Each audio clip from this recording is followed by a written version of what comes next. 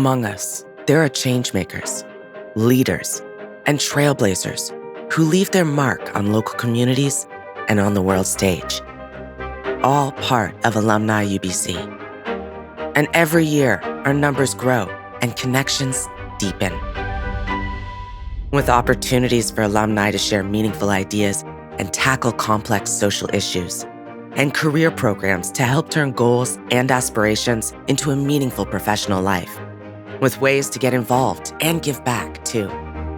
The Robert H. Lee Alumni Center on the Vancouver campus is our alumni home for life. And we network all around the world as well, because connection is at the heart of Alumni UBC. Another great way to stay connected is with the free Alumni UBC app. It's filled with exclusive benefits, including financial services, partner discounts, and our award-winning Trek magazine. Remember, UBC is yours, and through Alumni UBC, it always will be.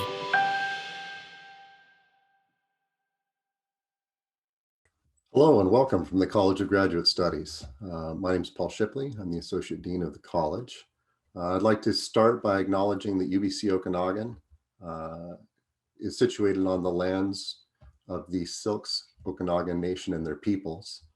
I'd also like to acknowledge that many of you are joining us from other places, near and far, and acknowledge the traditional owners and caretakers of these lands.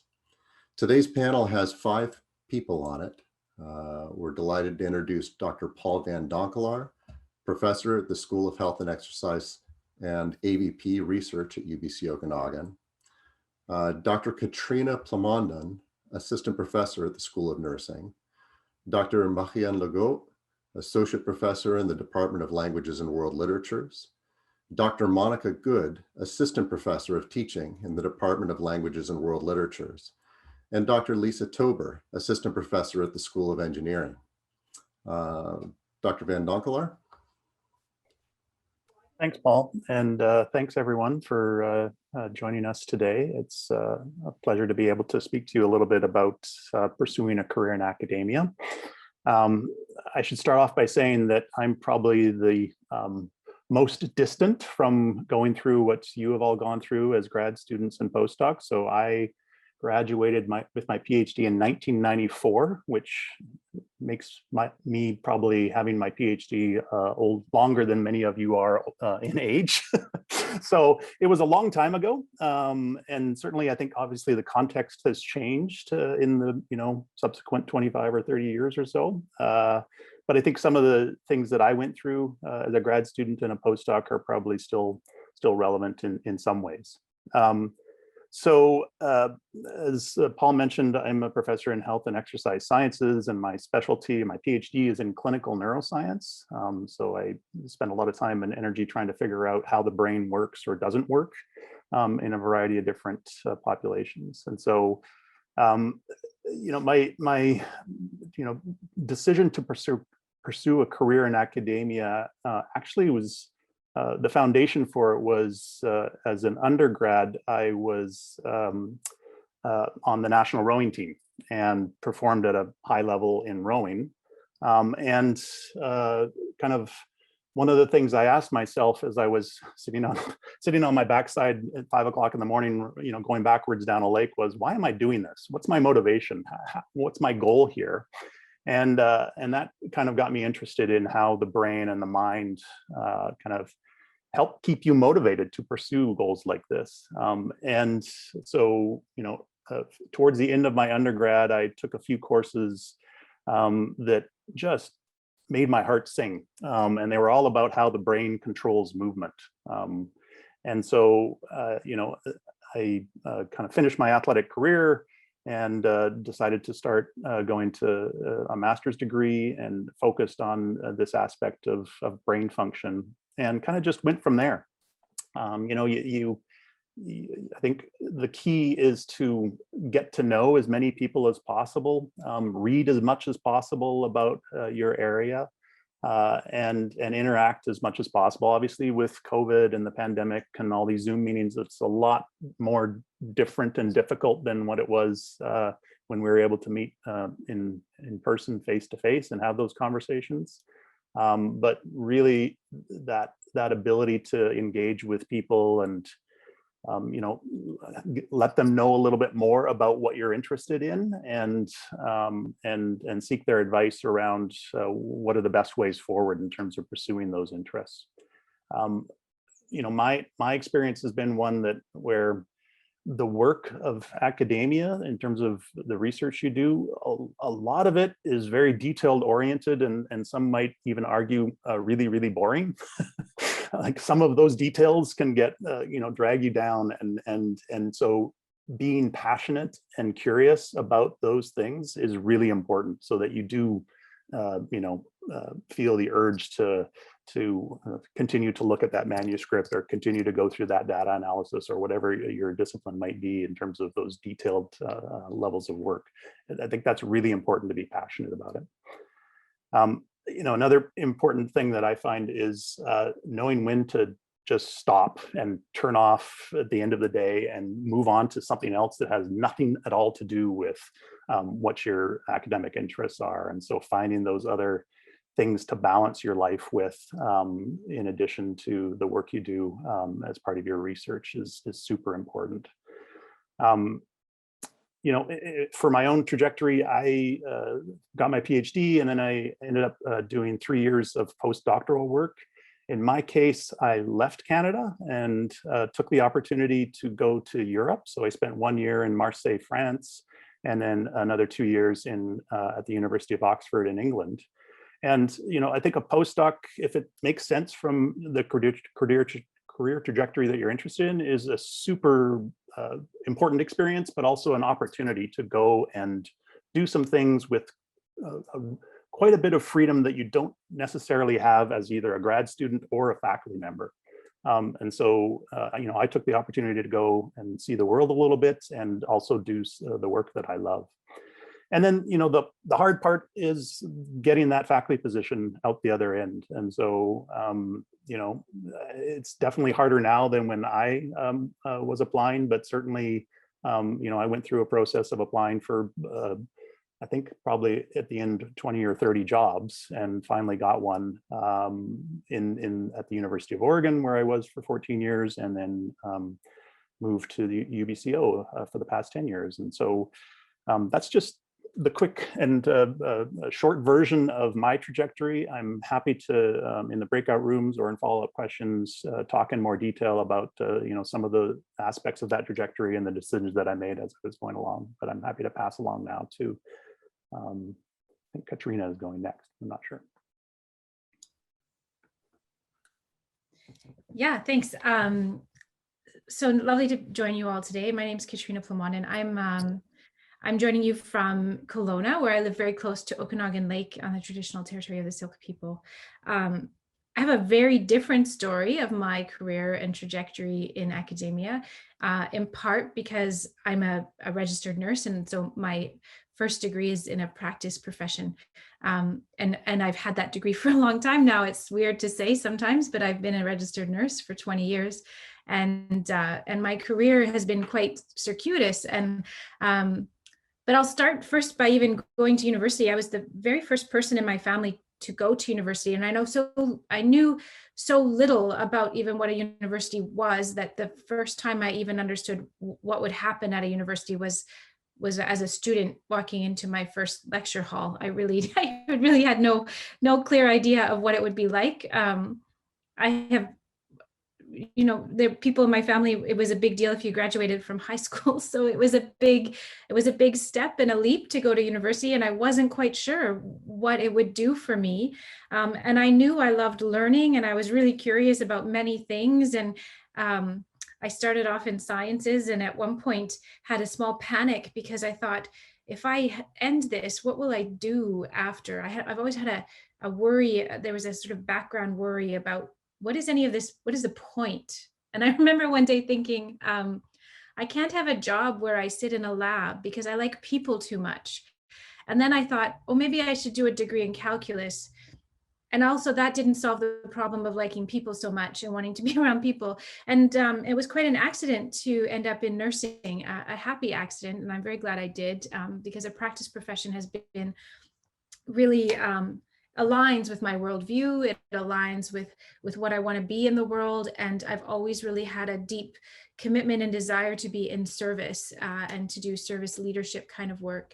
So when I started my nursing degree, I practiced very clinically in very acute and critical care areas in Emerge. And I eventually realized, though, that there was some piece of me that wasn't quite, some piece of voice that I didn't quite have at the bedside that I felt like I needed. And I'm not sure exactly how it was. There were all these sort of serendipitous things that led to me doing a master's degree in community health and epidemiology, and became very interested in global health and connected to a beautiful network of people involved in global health across the country. And I've continued to stay involved and have quite a lovely network of people that I work with now in many different ways to advance evidence and equity informed policy recommendations. And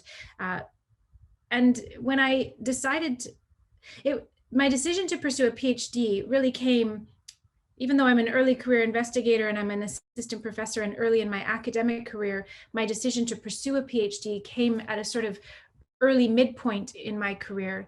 And it was because I really realized and found that research could play a transformative role in the systems where I was working, and answer questions and come up with solutions for real problems that people were grappling with. And I had been working in street outreach and had become increasingly interested in issues of equity and social justice, and in making sense of the connections and relationships between things that happen far outside our domain of control, but have a very real impact on the lived experiences and life trajectories of people. And I've always believed we could do better. And eventually it seemed like, in order for me to continue to expand that platform and have the credibility and voice that I wanted, a PhD was quite essential, both for building my skill set and for my own personal learning, but also because it opened a new branch in my path that would give me a new platform and a new kind of leadership that was outside of the health system settings that I was working in, where academic freedom has become a really important part of my scholarship in equity science and knowledge translation science. So yeah, I think I'll stop there. Very circuitous path, strangely in my middle of my career, but early in my academic career, and very much believe in research having a very important role in service to society as part of a public good that can be part of advancing more equitable futures. And I'm not sure, am I turning it over to Marianne? That would be great. Yeah, I think so. Lark, is it me? Yep. Okay. Good morning, everyone. It's lovely to be here, and very interesting to hear the different pathways to becoming a faculty member. Not unlike Katrina, I come from a family where nobody else went to university. So I actually, sometimes I'm a little bit surprised that I'm here in some ways. I'm from Montreal, and English is my second language, and I came to BC as a 20-year-old to learn English. So I went to college, and I took, the equivalent of grade 12 English writing composition. And then from there, I thought, oh, this is really interesting. So I applied to UVic, and I really thought that I was going to be a teacher. So I started with general courses, history, English, and lo and behold, I fell in love with English Lit. So I thought, okay, I'm going to pursue this a little bit more. And while I'm really loving English literature, why not have a look at my own literature? So I ended up doing honors in French Lit and a major in English Lit. And then I thought, I'm loving this so much, I'm going to continue and do an MA. And after my master's degree, which was on 17th and 18th century French Lit, I decided I'd had enough. I was in my mid to late 20s.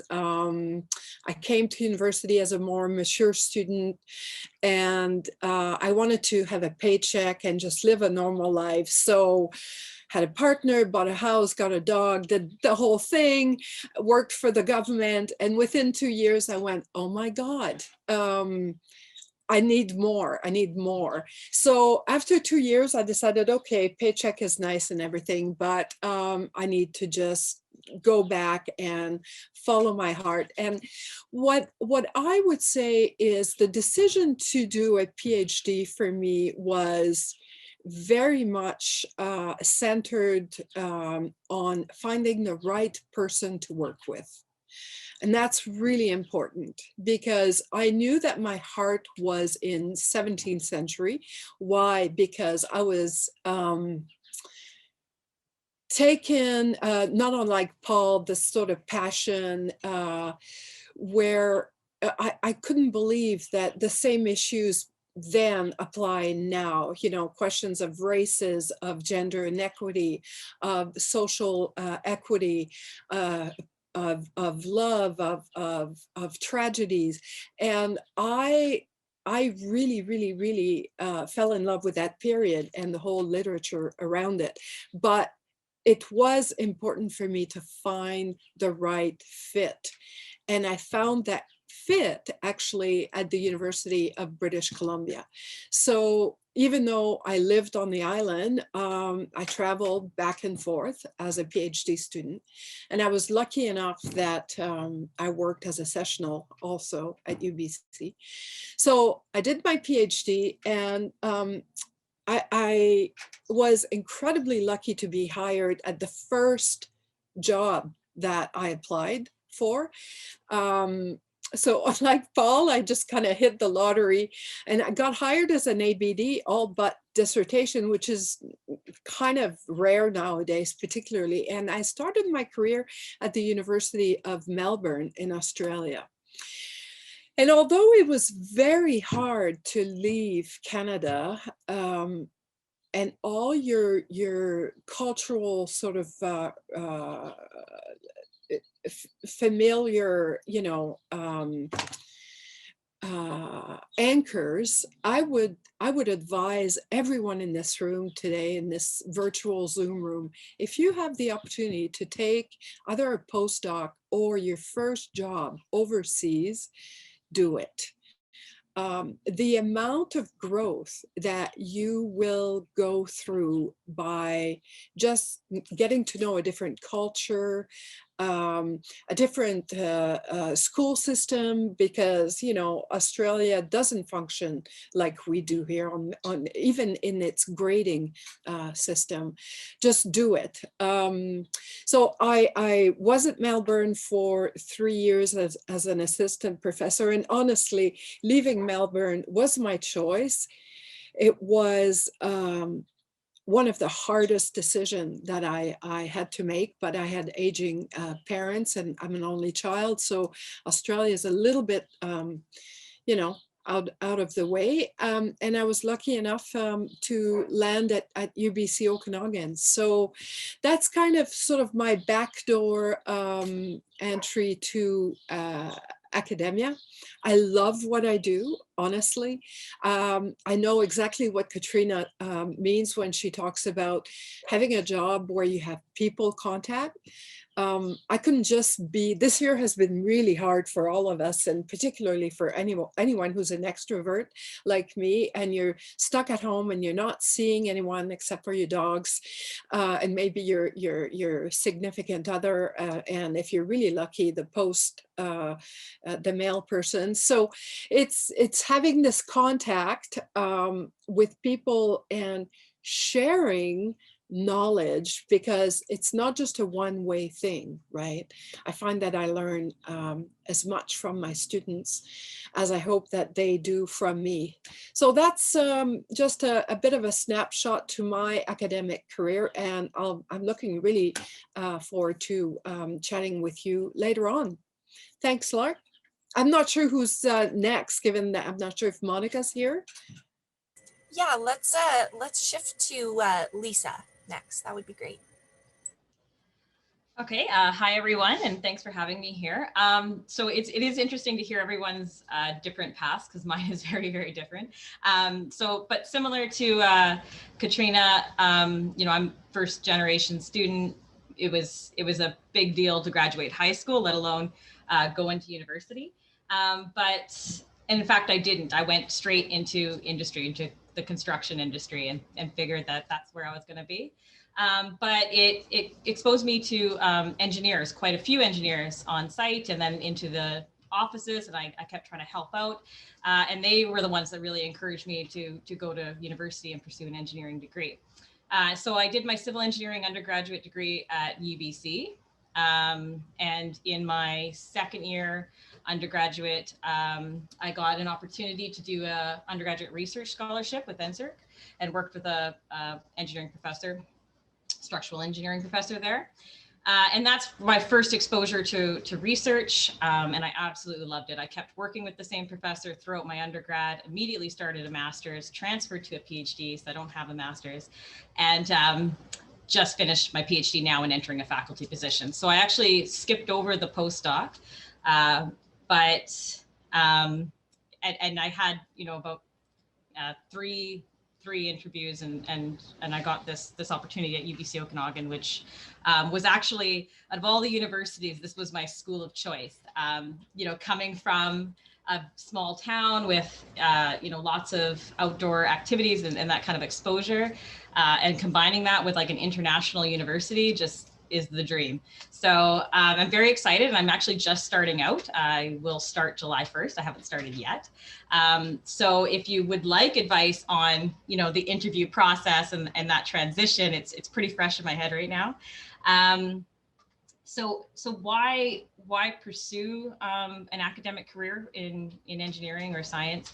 I think one of the things that struck me later on, and I didn't quite realize this until I was already in my PhD, is how much of an impact academics have just on policy, on the way we do things. Like I'm a structural engineer that researches how to make buildings more resilient in earthquakes.